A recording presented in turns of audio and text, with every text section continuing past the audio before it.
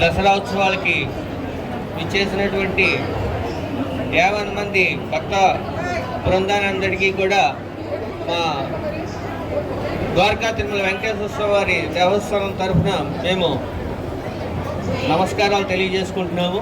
నా పేరు ఎంవిఎస్ఎన్ మూర్తి. మా దేవస్థానం నుంచి ఈరోజు అమ్మవారికి పట్టు వస్త్రాలు సమర్పించడం జరిగింది. ఇందులో మా దేవస్థానం తాలూకు వేద పండితులు, ఇంజనీర్ వారు, సిబ్బంది అందరూ కూడా మేము పాల్గొనడం జరిగింది. ముఖ్యంగా ఈరోజు అమ్మవారికి సమర్పించడం అనేది నా యొక్క అదృష్టంగా నేను భావిస్తున్నాను. గత సంవత్సరం ఇక్కడ నేను సిఎఫ్ఓగా విధులు నిర్వహించాను. అది కూడా మా యొక్క అమ్మవారి యొక్క ఆశీస్సులు.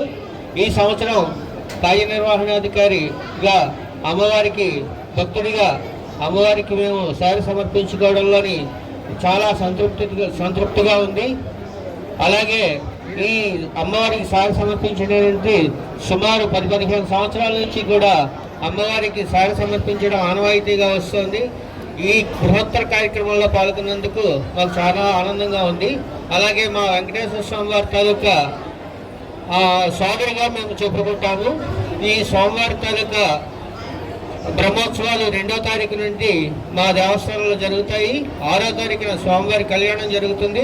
అలాగే 7వ తారీఖున స్వామివారి తాలూకా రథోత్సవం జరుగుతుంది. కావున అశేష భక్తవాహినికి మేము ఇదే ఆహ్వానం పలుకుతూ అందరూ కూడా ద్వారకా తిరుమల విచ్చేసి శ్రీ స్వామివారి తాలూకా కృపను పొందవలసిందిగా కోరుతున్నాను.